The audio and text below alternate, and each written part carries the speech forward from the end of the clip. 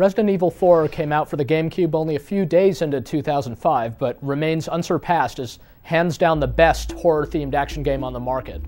Hot on the heels of the success of that game, Capcom announced Resident Evil 4 was also headed to the PlayStation 2. The good news is, this new version of RE4 sacrifices very little and delivers pretty much the same incredibly fun, freaky action. The PS2 version even packs in a few exclusive extras, though it's not like you should dump your GameCube copy of the game in favor of this one. Simply put, Resident Evil 4 for the PS2 opens up this amazing game to a wide new audience of people who haven't experienced this game already. If you're already familiar with the GameCube version of the game, let's go over the differences in the PS2 version.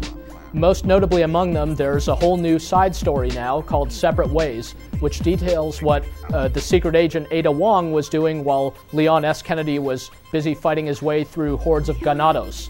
It takes place pretty much during the same time as the main adventure of Resident Evil 4, but it's all through Ada Wong's perspective and gives you some more insight into the story and lets you play around with some cool new tricks all her own. Note that you do need to finish the game in order to access Separate Ways, so if you've already finished RE4 for the GameCube, get ready to have to do it again. Besides that, there are a couple of new weapons and outfits in the game, and then there are all the kind of technical differences between the PS2 and the GameCube version. For one thing, the PS2 version supports true HD, so if you have a progressive scan display, you can view it in true widescreen with no black bars anywhere. The controls and the gameplay itself are pretty much identical across both versions, and what's most impressive perhaps is that the graphics are pretty much all intact on the PS2. This game just looks unbelievably good. If you compare it side by side with the GameCube version, you might notice that the colors maybe aren't quite as rich and the environments aren't quite as sharp, and there's some more loading times here and there, but overall, this game just looks amazing by PS2 standards, or really by any standards at all. Other than all that stuff, Resident Evil 4 for the PS2 is essentially the same game as the GameCube version. You play as Leon S. Kennedy, who's a government agent who goes looking in Europe for the president's daughter, who's apparently been kidnapped. Just as Leon starts looking around for the president's daughter, he finds out that something sinister is afoot when this kind of crazy stranger attacks him with an axe. Resident Evil 4 really isn't about all the storytelling, though. It's all there just as a setup to present some really fantastic in-your-face combat. There's just a lot of close quarters shooting at people who are doing all kinds of nasty things in an effort to kill you in horrible ways. It's scary, it's freaky, and it looks amazing, and it's just really thrilling pretty much from start to finish. Not only are your basic battles against the Ganados, these crazy villagers, really impressive in their own right, but Resident Evil 4 also packs in some really amazing boss battles just all throughout.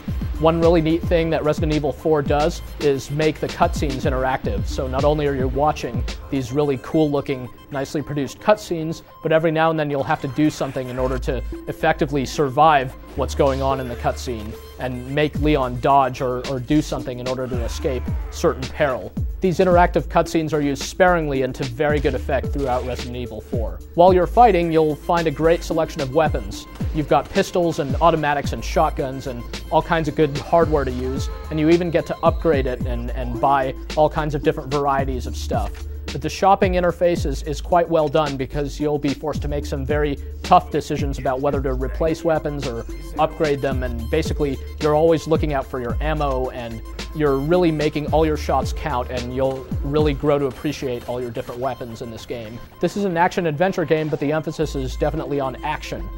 Although previous Resident Evil games have thrown a lot of puzzle solving at you, this one really puts puzzles in the backseat, and that's a good thing, really. The occasional puzzle is really mostly just there to give you a breather, and you aren't going to get stumped by these things for very long.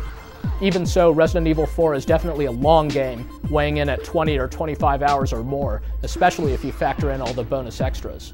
For a single-player only game, this one's going to keep you busy for a very long time. Resident Evil 4 felt so well crafted for the GameCube that we wondered whether the PlayStation 2 version could even come close. Well, it absolutely does. If you haven't played this game before because you don't have a GameCube or whatever, here's your chance.